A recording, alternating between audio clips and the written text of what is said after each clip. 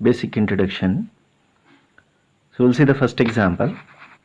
Consider the words x equals to 0, 1, 1, y equals to 1, 1, 0. Find the following operations. So you need to find out xy, yz, y square, null x, that's pi y. So this symbol, please read it as, this is pi y. So you're having these two symbols, pi y, that's read it as the pi y. So the first symbol x equals to 0, 1, 1, y equals to 1, 1, 0. So you can see the solution, xy equals to, so the first x and then y, that we'll call it as a concatenation operation. So you can call 0, 1, 1, 1, 1, 0, that will call it as an xy.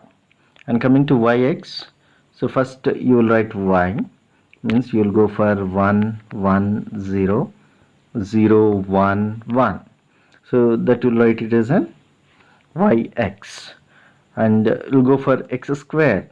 So when coming to x square, you can take x square equals to x.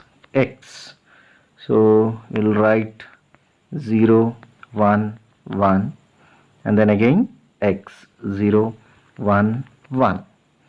So this is about x square. And coming to the two important things, one is null x and second one is pi x. So these two are important. Null x equals to x, coming to pi x equals to pi. So whenever these two operations, you're having these two operations in formal languages, so this is very important thing you need to remember. So null x, you all know that null is a symbol, so you can represent as an empty set, but even with the empty set you can move from one transaction to the another transaction. We all know that. I'm explaining the differences between null and pi. So you can go, this is transaction 1 and this is transaction 2. So from one transaction to another transaction, this is A and this is B. So I can go when I'm having, even though you may not having any input, that you will call it as a null. So you are representing the transaction as A comma null equals to B. Means even though you may represent a symbol with null, you can able to move the transaction from one state to the next state. But when you are representing the symbol pi, so you cannot. So in brief, you can identify the two things, null and pi. So there pi, it denotes the empty set, but you should not have any input strings. So you can take null. So that also, whenever you are going to be representing null and epsilon, you can take it as a 0 length string. You can take like a 0 length string. When coming to pi, you can take it as a null. Means you cannot have anything like this. Means you can able to move the transaction and you cannot do any operations like that.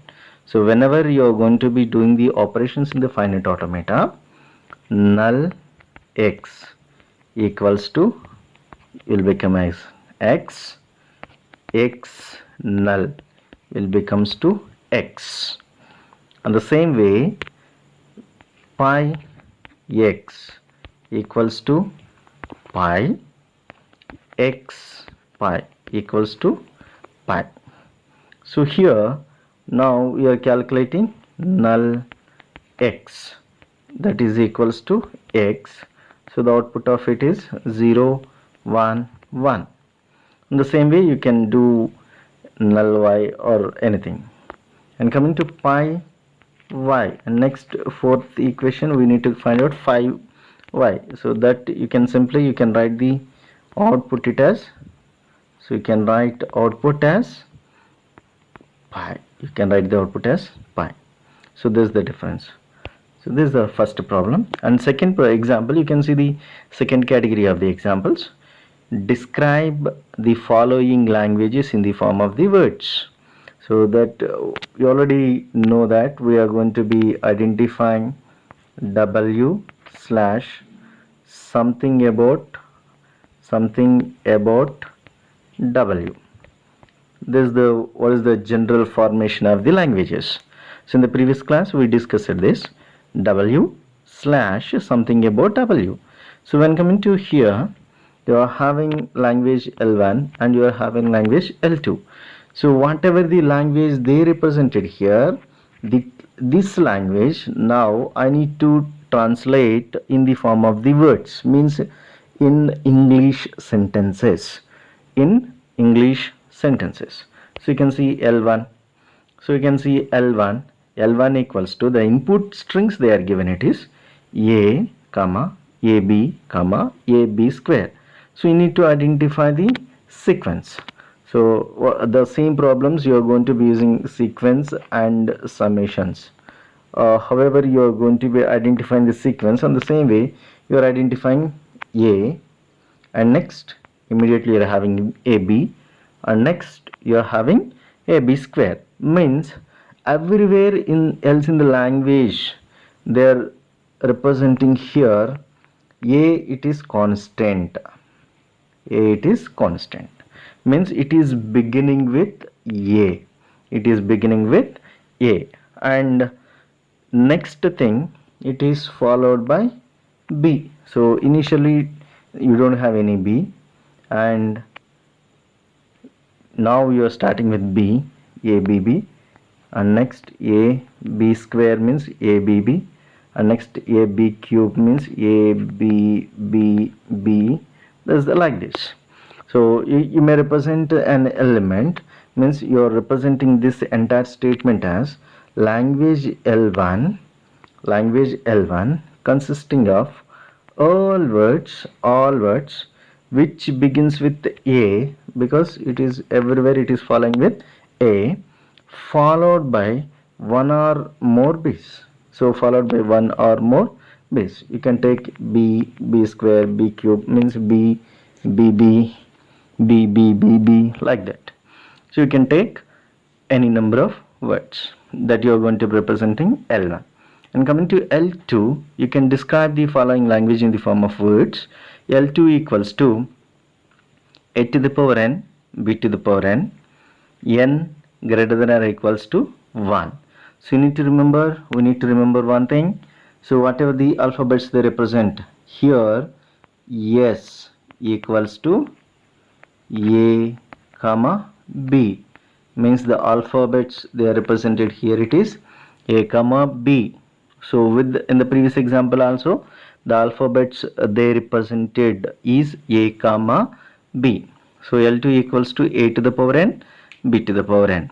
So language L2. Now for the combination, you are having A to the power n as well as B to the power n. So A to the power n, B to the power n. So by using these two languages, means two alphabets, now we are going to be finding the words.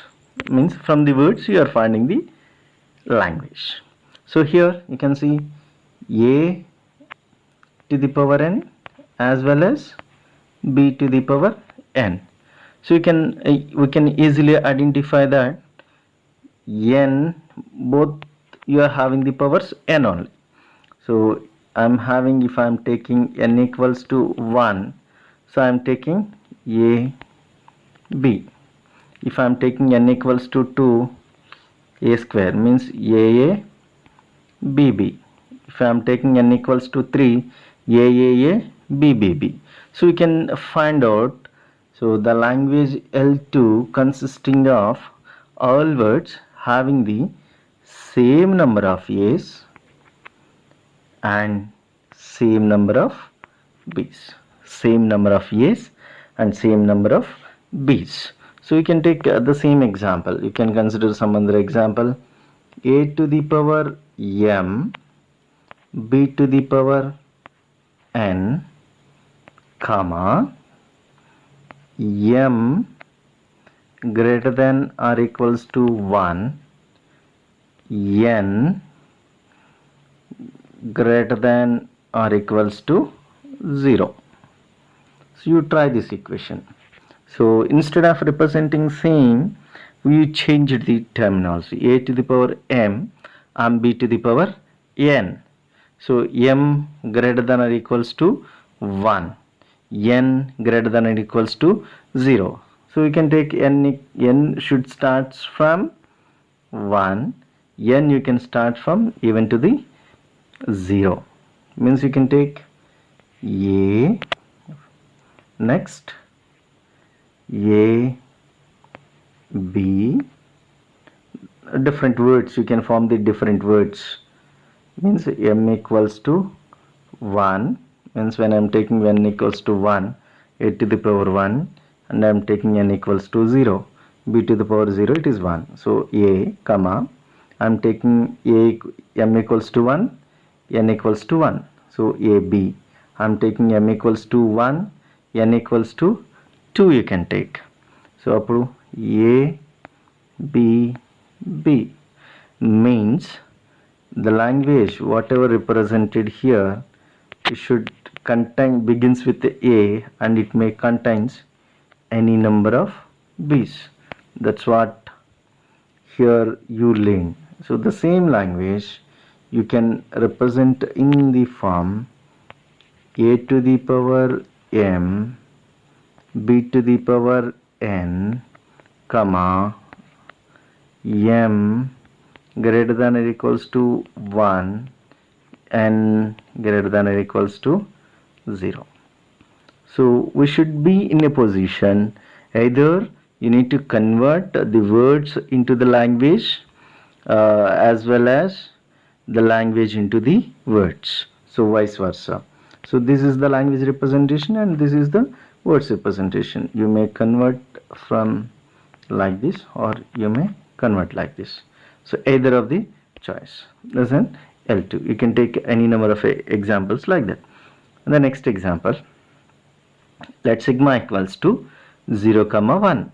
Then number of strings of length 3. So length 3 as in sigma. So you are having input alphabets. Sigma equals to, you are having 0, 1. So that you are taking 0, 1. Same like in power set.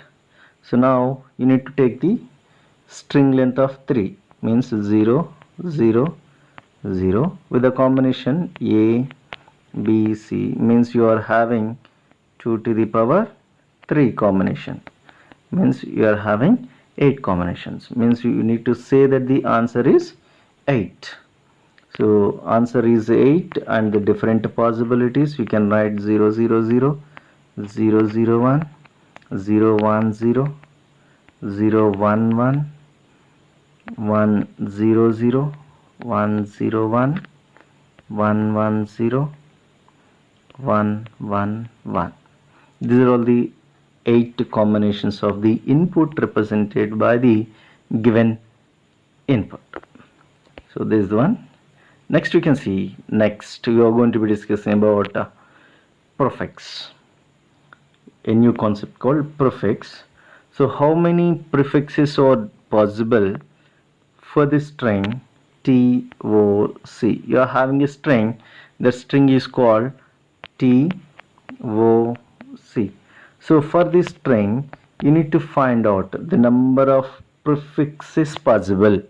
So prefixes, when coming to the prefix definition, a prefix is a string is any number of lead symbols. So any number of lead symbols of the particular string. So when coming to the lead symbols here, So theory of computations, you can begin from null, because you know that in the finite automata even the null can also move the transaction from one state to the another state. You can move the transaction from one state to the another state. So here you can begin with null. Next you can represent, it may start with t, and next it will start with TO, and you can go for the TOC. So the different combinations. So this is a set. This is a prefix set of the input string given by the particular input. So we can take the answer as B, as the answer is B.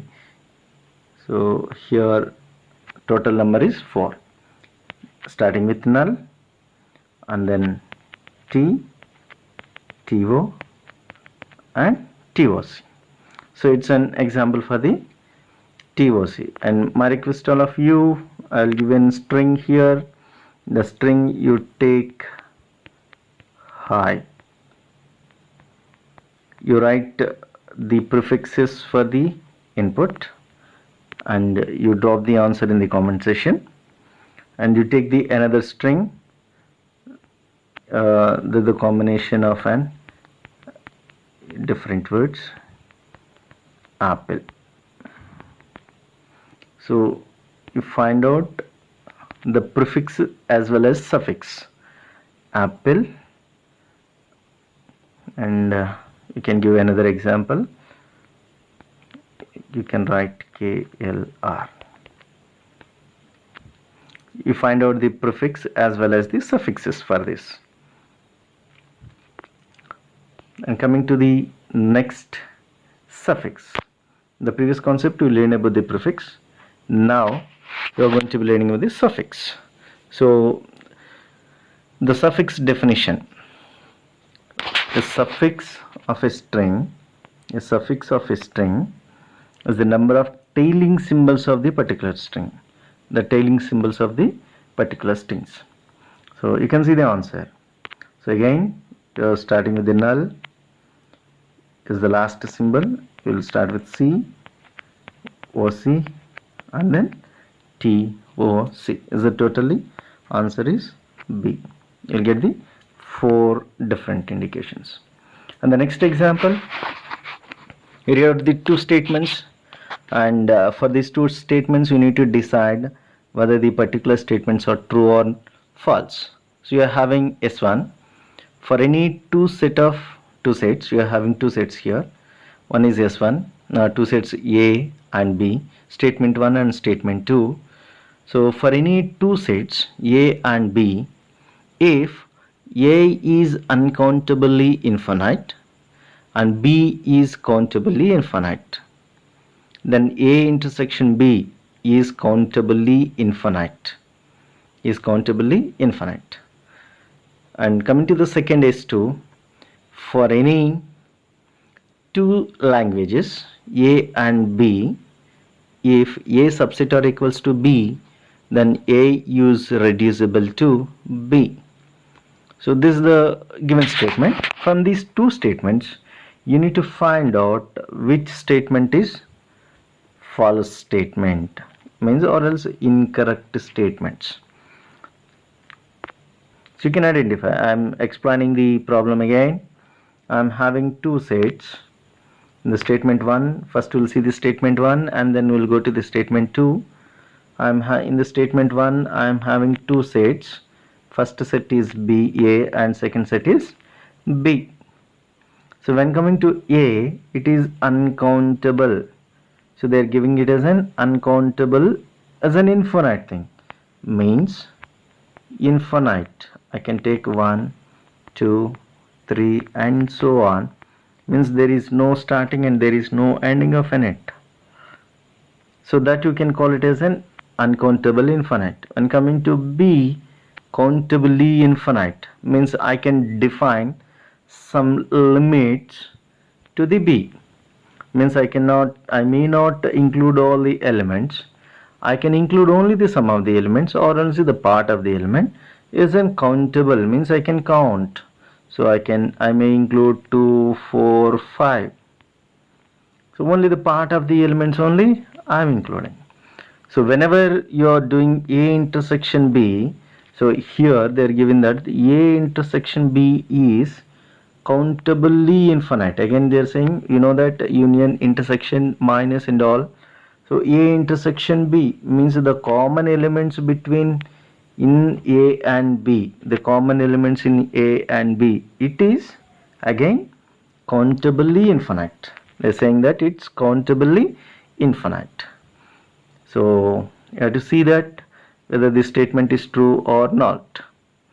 So this is the first statement, and come to the second statement, S2.